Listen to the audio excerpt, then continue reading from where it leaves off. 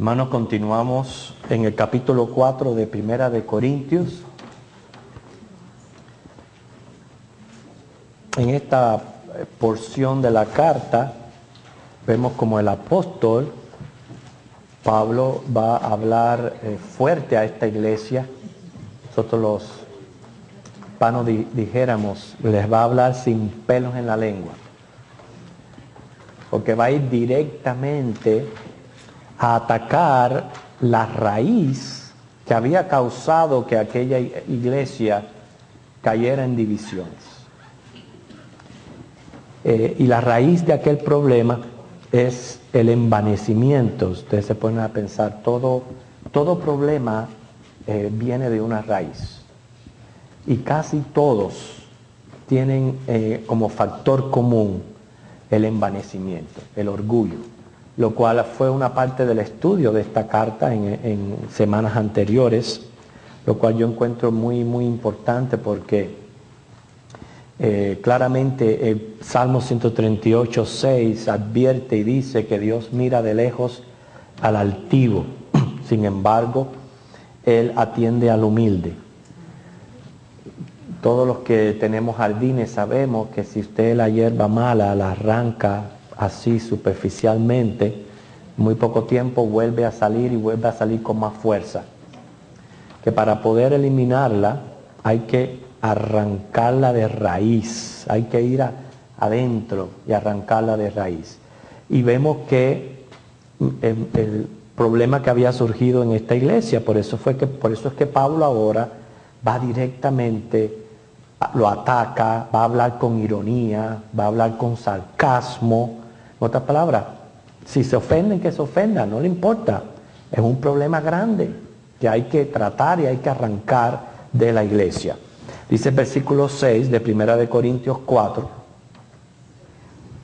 Pero esto, hermanos, lo he presentado como ejemplo en mí y en Apolos, por amor de vosotros, para que nosotros aprendáis a no pensar más de lo que está escrito. No sea que por causa de uno os envanezcáis unos contra otros. Dice, no sea que por causa de uno os envanezcáis. Bueno, el que hayan resultado ya grupos es indicio de que ya había envanecimiento. Y pónganse a pensar. Vamos a suponer que este ladito de aquí diga, no, porque nosotros somos de Pablo. Y este ladito aquí dice, no, nosotros somos de Apolos. No de Apolos. Yo digo, pues yo soy de Cristo. Era otro grupo. Se habían formado 3 grupos. De Apolos, no, 4 grupos, perdón. De Apolo, de Pedro, de Pablo y de Cristo. 4 grupos se habían presentado en la iglesia. Póngase a pensar si esto no es envanecimiento. Porque los que dicen ser de Apolo creen que él es mejor que Pedro, que Pablo. Bueno, no tanto Cristo. Ahora les voy a explicar por qué había un grupo que decían que eran de Cristo. Pero cuando mencionan estos nombres de estos líderes, obviamente un grupo pensaba que era mejor que el otro. Y ahí hay envanecimiento. Los que decían ser de Cristo estaban también envanecidos porque aunque estaban en lo correcto, pensaban de que los otros estaban muy mal. Quiere decir que también se estaban viendo por encima de los que decían que seguían a hombres. También estaban envanecidos. Entonces por eso es que él habla esto, él les dice, yo les voy a hablar primeramente por amor a ustedes. Porque Pablo sabía el peligro de la vanidad, del envanecimiento y cómo aleja la mirada de Dios. Hermano, ninguno de nosotros queremos caer en este pecado y como resultado no tener los ojos de Dios sobre nosotros. Recuerde, es como si fuera que a Dios le causara una náusea a aquellas personas que se envanecen y se creen más y mejores que otros. Por eso Él les dice, esto es para que aprendan a no pensar más de lo que está escrito. En otras palabras, acerca de lo que son los ministros de la palabra. ¿Qué es lo que está escrito acerca de esto? Vamos a ver dos versículos. Jeremías 9, versículos 23 y 24. Jeremías 9, versículos 23 y 24.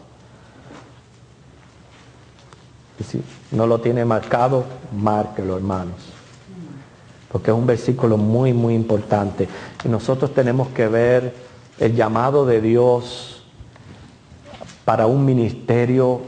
Hay que atenderlo con humildad, hay que recibirlo con gratitud, hay que recibirlo con asombro, con mucha responsabilidad y temor delante de Dios. Menos quiera Dios que nosotros no lleguemos a pensar de que porque ya yo estoy haciendo esto, estoy haciendo aquello, o yo como pastor, o cualquier líder, un maestro, un diácono, lo que sea, piense que es mejor o está por encima de los demás. Es lo que Pablo está tratando de atacar, de ir ahí a esa raíz de la iglesia, hacerle así, excavar bien hondo y sacar esa raíz. Yo le digo, hermano, yo estoy muy orgulloso de esta iglesia. De verdad se los digo. Estoy orgulloso de nuestros líderes, de nuestros... porque hay ese sentir de siervo, de que somos siervos. No veo, como dice, aires arrogantes. No, yo no creo que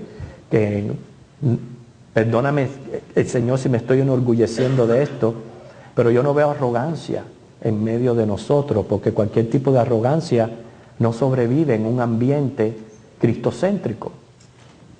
Cualquier ambiente cristocéntrico no sobrevive la arrogancia, no lo dejamos sobrevivir. Y le damos gracias al Señor por eso, pero hay que cuidarse. Hay que cuidarse porque pueden caer en esto que cayó la iglesia de Corintio. Dice la palabra del Señor aquí en Jeremías 9, 23 y 24. Así dijo Jehová. Fíjense, no se alabe el sabio en su sabiduría, ni en su valentía se alabe el valiente, ni el rico se alabe en sus riquezas. Mas alábese en esto el que se hubiere de alabar, en entenderme y conocerme que yo soy Jehová, que hago misericordia, juicio y justicia en la tierra. Que nadie se alabe en sí mismo. Ayer a mí me gusta cocinar y lo dije en forma de jarana, pero como me gusta tanto cocinar, nos servimos la comida y yo dije, ay, Asael, qué rico tú cocinas.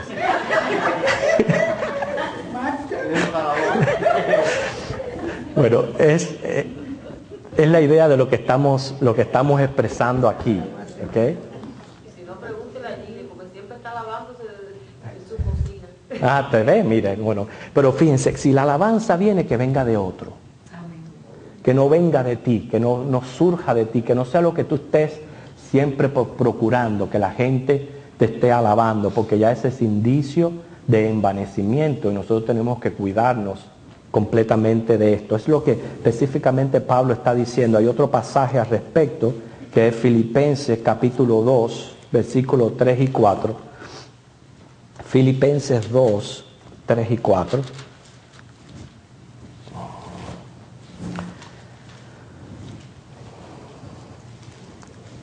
Nada hagáis por contienda o por vanagloria. Fíjense. Antes bien con humildad, estimando cada uno a los demás como superiores a él mismo. Es contrario a lo que estaba ocurriendo en Corintio, porque cuando este grupo decía, no, nosotros seguimos a Pedro, ellos se creían por encima de los que seguían a Apolo, pero la palabra del Señor dice, no te creas por encima, sino créete inferior, como que ellos son superiores a ti. Hermano, esto es bien difícil, porque ahí tenemos, como dije, el orgullo en la sangre, corriendo por nuestra sangre, que nos es difícil reconocer a otros como superiores a uno mismo, pero es lo que la palabra del Señor nos pide. Dice el 4, no mirando cada uno por lo suyo propio, sino cada cual también por lo de los otros. Que ya sabemos cuál es el sentir de la palabra y lo que Dios nos está pidiendo. Ahora él procede Es aquí donde usa mucha ironía y sarcasmo a la hora de él enseñarles. Él procede a lanzarles varias preguntas. La primera pregunta es, dice, ¿por qué? ¿Quién te distingue? ¿O qué tienes que no hayas recibido? Si lo recibiste, ¿por qué te glorías como si no lo hubieras recibido? Cuando dice ahí, ¿quién te distingue? Nosotros pudiéramos parafrasearlo en nuestro en el lenguaje, decir, ¿y quién tú te crees que eres? Así le está diciendo Pablo. ¿Quién tú te crees que eres? Cuando tienes ese aire de arrogancia. Distinguir es reconocer la diferencia entre cosas. Es otorgar a alguien un privilegio o hacer que una cosa se diferencie de otra por medio de alguna señal. En otras palabras, sobresalir. Pablo les dice, ¿en qué te sobresales? ¿Qué es lo que algunos decían? Miren lo que dice el 1 Corintios 1, ahí mismo, volvemos de nuevo al problema mencionado. Porque he sido informado acerca de vosotros, hermanos míos, por los de Cloé, que hay entre vosotros contiendas. Quiere decir que cada uno de vosotros dice, yo soy de Pablo, y yo de Apolos, y yo de Cefas, y yo de Cristo. Y él le pregunta, ¿acaso está dividido Cristo? Cada uno de ellos se creía mejores que los otros, ya eso lo explicamos. Pero en cuanto a distinguirnos, lo que nosotros tenemos que preocuparnos no es distinguirnos si uno es superior al otro, sino más bien distinguirnos como cristianos. Cristo es el que nos debe de caracterizar. Y si yo me voy a caracterizar como cristiano y decir yo soy un seguidor de Cristo, nosotros sabemos que el mayor ejemplo de humildad lo tenemos en nuestro Señor Jesucristo. Quiere decir que yo me tengo que distinguir en medio de la humanidad por ser humilde, por santidad, por amor y por buenas obras. Por eso es que a mí no me gusta usar nombres de hombres para decir, no, porque yo soy esto. No me gusta. Nosotros somos cristianos. Recuerda, inclusive hasta la misma denominación bautista. Está bien, somos bautistas, no tengo problemas en identificarme de tal manera debido a que la Iglesia de Cristo está fraccionada en muchas denominaciones y nosotros tenemos que tener una identificación. Somos bautistas, pero eso no es lo primario. Ante nada, yo soy cristiano. Eso es lo primero que debe de predominar en mi mente. Y cada vez que yo voy a decir, yo soy cristiano, hermano, recuerde que eso tiene que ser respaldado por una actitud correcta. Y muchas veces nosotros no nos cuidamos en nuestros tratos y en la actitud que ejercemos unos con otros. Y usted se puede asombrar aquí mismo también dentro de la iglesia. Usted no sabe las veces que el enemigo usa una de estas situaciones para enfriar a una persona que recientemente está buscando de Cristo, o al que está débil, acabarle de, como dice, de darle un palo para que se acabe de enterrar. Y a veces usted dice las cosas así, piensa que las dice por decir, y están causando un efecto en la vida de estas personas. Y esas son las cosas que nosotros tenemos que tener pendientes como cristianos. El procurar el bien de los unos de los otros es el consejo de Pablo. Cuando les dice, ¿qué tienes que no hayas recibido? Fíjense qué pregunta esa tan fuerte, tan directa. Ok, vamos a suponer, primero dice, ¿qué te distingue? ¿Por qué tú te crees mayor que otro?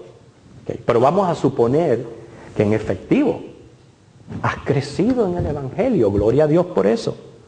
Has madurado, pero la persona que actúa de esa manera no es indicio de madurez por completa. Pero vamos a suponer que ya el Señor te ha permitido a ti tener unos 82 años en el Evangelio.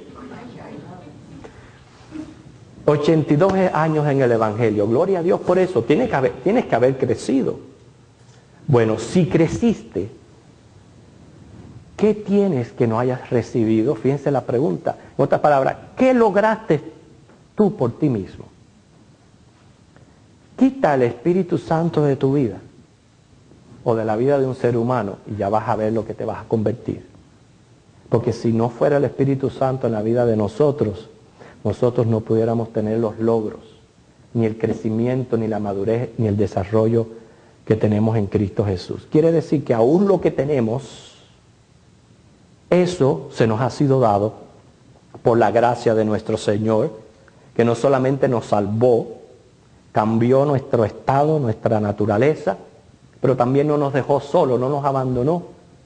Porque Dios hubiera podido decir, ok, les proveo a Cristo la expiación, la ofrenda por el pecado, pero después de esto, arréglensela como puedan. Pero no fue así. Dice, os conviene que venga otro, el gran consolador, y Él va a estar con ustedes hasta el fin del mundo. Gracias a que tenemos el Espíritu Santo, hoy día podemos ser lo que somos. Entonces, lo que yo soy o lo que yo tengo, vamos a referirnos al conocimiento que he adquirido de la palabra de Dios, no ha sido de mi propia fuente. Ha sido algo recibido de afuera, externamente, por la palabra del Señor. Entonces, aquí una pregunta te lleva en cadena a la otra. Si lo que somos lo hemos recibido, ahí va la palabra clave. ¿Por qué te glorías? Como si no lo hubieras recibido. ¿Por qué te glorías? De las tres preguntas, esta es la más confusa. Lo que Pablo quiere decir es que si Cristo te ha escogido por gracia y te ha distinguido por la obra del Espíritu Santo de manera tal que lo que tienes o eres te ha sido dado, ¿por qué te comportas de una manera contraria a este concepto? ¿Por qué te glorías? ¿Por qué te has envanecido? ¿Por qué te crees mejor que el otro? Si lo que tienes tú lo has recibido. ¿Ustedes entienden cuán importante es tener muy claro el concepto de la gracia de Dios? Que la gracia de Dios no es solamente para la salvación, es también para la perseverancia de nosotros los santos, es también para la obra que el Señor está haciendo en nosotros. Cuando yo tengo por claro, hermano, el concepto gracia, eso me va a ayudar a eliminar todo tipo de espíritu de vanidad, todo orgullo y todo envanecimiento. Eso es lo único que me va a poder ayudar. Vamos a ver el versículo 8 que dice, ya estáis saciados, ya estáis ricos. Este es el sarcasmo, ¿ven? Él les habla en sarcasmo. Entonces, según como ustedes están actuando, según lo que yo escuché de los de Cloé, las contiendas que se están levantando en la iglesia, todo aparenta de que ya están saciados, ya estáis ricos, sin nosotros reináis. Y ojalá reinaseis para que nosotros reinásemos también juntamente con vosotros. Interesante este versículo porque Pablo contrasta la exaltación de los corintios con la degradación y congoja diaria de los apóstoles. Los apóstoles fueron escogidos por Dios como fundamento de las iglesias, Efesios 2:20. Cuando Él les dice, ya están saciados, se está refiriendo a esa actitud autosuficiente que ojalá no, como dice, abarque la mentalidad de ninguno de nosotros aquí ni en esta iglesia, de creer que ya yo no necesito que me enseñen. Porque esa era la actitud de los corintios. Ya yo soy teólogo, yo he estudiado tantos libros, he escrito tantos libros, me he leído la Biblia 80 veces, yo no necesito que me enseñen. Por eso ya estoy saciado. Fíjense qué engaño del enemigo tan grande, porque nuestra mente, hermano, es finita. Nosotros estamos aprendiendo hasta que nos muramos. Y cuando usted hace eso, tiene ese pensamiento, lo que ha hecho es cerrar la puerta de su entendimiento. Ya la cierra, quiere decir que ya no va a permitir ni recibir ninguna nueva información porque ya está saciado, ya no necesita más.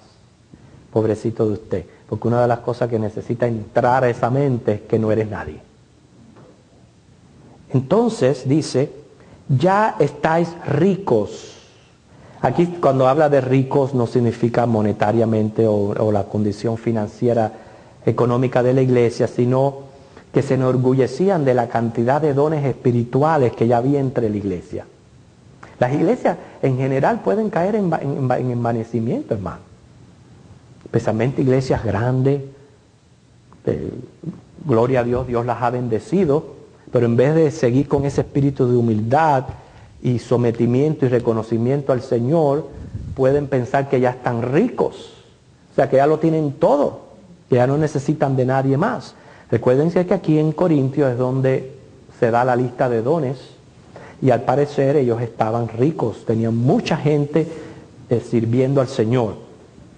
Pero la frase que está un poquito aquí dudosa es, sin nosotros reináis. Quiere decir, estaban actuando como si ellos no necesitaran ya de los apóstoles. El ministerio de los apóstoles en aquel momento no estaba la Biblia escrita. Quiere decir que todas aquellas iglesias necesitaban recibir instrucción oral, escrita, de parte de aquellos apóstoles que Dios había establecido como columnas de la iglesia. Era importante recibir de ellos porque acuérdense que ellos recibieron de la fuente primaria que fue el Señor Jesucristo. Fueron enseñados directamente por Cristo. Entonces, de la manera que ellos aparece que hablaban de los apóstoles, ya parecía de que ellos no necesitaban de la ayuda de los apóstoles. Por eso les dice, sin nosotros reináis. Pero él les dice, si realmente fuera así, que ustedes podían ya organizarse y dirigirse sin la ayuda de los apóstoles, entonces yo reino con ustedes. En esa frase de reinar es, ya yo quedo tranquilo, me tranquilizo, ya no tengo que estarme preocupando, ni de estarles enseñando doctrinas, ni de estar mandándoles cartas, ni resolviendo problemas, porque ustedes reinan. Al ustedes reinar, ya yo reino también porque me quito esa preocupación de arriba. ¿Entienden por qué les dice, si nosotros reináis? Y ya yo reino con ustedes. Pero sabemos que eso no era, así no era la situación, porque la señal de la situación divisoria ya era que mostraba una tremenda inmadurez. Porque esa altura de ya reinar sin necesidad de ser dirigidos, etc., nosotros sabemos que no la vamos a poder obtener hasta que seamos glorificados, hasta que sea establecido el reino de Dios en la tierra. En ese momento ya dice Pablo precisamente en Corintios, no vamos a tener necesidad de ser enseñados. Pero hasta que llegue ese momento, mientras tanto, ellos necesitaban todavía ser ayudados por los apóstoles. Dice el 9, porque según pienso, Dios nos ha exhibido a nosotros, los apóstoles, como postreros. Él va ahora a comenzar a señalar una lista de características de los apóstoles contrarias a lo que estaba ocurriendo en la iglesia de Corintio, para que ellos vieran de que en efectivo todavía no había venido el reino. Como no había venido el reino, los mismos apóstoles estaban en peligro hasta de muerte, porque no había venido el reino. Sin embargo, al parecer, los corintios ya practicaban un cristianismo cómodo. Pero ¿cómo es posible? Por este lado, los apóstoles exponiéndose a peligros, a vituperio, a muerte, a molestias, a trabajo. Y por el otro lado, ya los corintios viviendo una vida cómoda como cristianos. Quiere decir, ya acomodados, sin meterse en problemas, Entonces no había un buen balance que pudiéramos decir. Dice, porque según pienso, Dios nos ha exhibido a nosotros los apóstoles como postreros, como sentenciados a muerte, pues hemos llegado a ser espectáculo al mundo, a los ángeles y a los hombres. Nosotros somos insensatos por amor de Cristo, mas vosotros prudentes en Cristo. ¿Te ve ahí la ironía? ¿Entiende? Entre uno y otro. Nosotros débiles, mas vosotros fuertes. Por eso digo, no es que les está diciendo que ellos eran ya fuertes, no, le está hablando irónicamente, como diciendo, ustedes están pensando de que ustedes son fuertes cuando nosotros los apóstoles todavía somos débiles. Diciendo, ¿qué les está pasando a ustedes? ¿En qué planeta están viviendo? Pongan los pies sobre la tierra, porque esta es la realidad. La realidad es lo que nosotros estamos viviendo en nuestra propia carne. Por eso es que Pablo hace ese tipo de contraste que vemos aquí en el versículo. Dice, vosotros honorables, mas nosotros despreciados. Hasta esta hora padecemos hambre, tenemos sed, estamos desnudos, somos abofeteados y no tenemos morada fija. Nos fatigamos trabajando con nuestras propias manos, nos maldicen y bendecimos, padecemos persecución y la soportamos, nos difaman y rogamos. Hemos venido a ser hasta ahora como la escoria del mundo, el desecho de todos. Muchos cristianos, es triste esto que voy a decir, muchos cristianos adoptan este estilo de vida sacrificial. Y lo increíble es que son criticados por los mismos cristianos que no están viviendo a la misma altura. Muchos de aquí quizás de la congregación pueden decir, ay, pero ustedes van los martes. Ay, pero eso es fanatismo. Yo prefiero ser fanático de Cristo, porque al fin y al cabo los hay fanáticos del fútbol y nadie les dice nada. Yo prefiero ser fanático de Cristo y ser hallado fiel por Él. Pero lo que yo le estoy diciendo, no piense que está lejos de la realidad.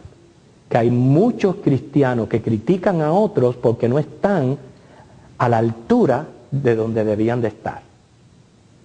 Y esto es lo que estaba pasando con los apóstoles. Ellos estaban verdaderamente viviendo la vida sacrificial, la vida esta del misionero, donde ya lo deja todo por basura y se entrega a Cristo. Pero ese sentir de dar el mundo por basura y vivir para Cristo, no es solamente es contraproducente ante la sociedad en que estamos viviendo, pero aparentemente también para muchos cristianos que se han dejado influenciar por las filosofías secularistas. Los apóstoles trabajaron con sus propias manos, los maldecían, ellos bendecían, padecían persecución, fueron abofeteados, los difamaban. Fíjense, cuando dice, vienen a ser la escoria, el desecho de todos. Sin embargo, a pesar de esto, Pablo estaba consciente de lo que él era y se lo debía a la gracia de Dios. A pesar de que se está poniendo como ejemplo, él y Apolos, se está poniendo él como ejemplo aquí, miren lo que él decía. Y no tenemos a Pablo entre nosotros, pero entre usted y yo sabemos que fue un gran hombre de Dios. Como dice, muchos de los líderes de la iglesia hoy día no le damos ni a la chancleta de Pablo. ¿No es cierto? En la manera que él se entregó y se sacrificó para Cristo, desde aquella vez que fue tumbado del caballo, desde ahí, ya, radical. Él se entregó radical. Él tenía, hablando humanamente, tenía razones de qué gloriarse. Sin embargo, sabemos que no se nos es permitido, porque aún lo que era Pablo, mira lo que él dice en 1 Corintios 15:10. pero por la gracia de Dios soy lo que soy. Y su gracia no ha sido en vano para conmigo. Aunque haya trabajado más que todos, pero no yo, sino la gracia de Dios conmigo. ¿Qué pensamiento este, verdad? Les he puesto, como dice, hemos elevado a Pablo a un lugar que lo merece por el testimonio que tenemos de él de las Escrituras, pero aún estando en ese lugar, él mismo dice, ¿sabe qué? Yo estoy aquí por la gracia de Dios en mí, porque si no, todavía estuviera montado en el caballo persiguiendo cristianos. Entonces, si tenemos el ejemplo de Pablo de esta manera, ¿qué queda para nosotros, hermanos? ¿Nos vamos a envanecer? ¿Vamos a caer? Como yo siempre le digo, esto es una de las cosas que yo tengo siempre en mi mente presente, porque ustedes recuerden que yo estoy en una posición difícil, porque Dios me ha llamado a ser pastor.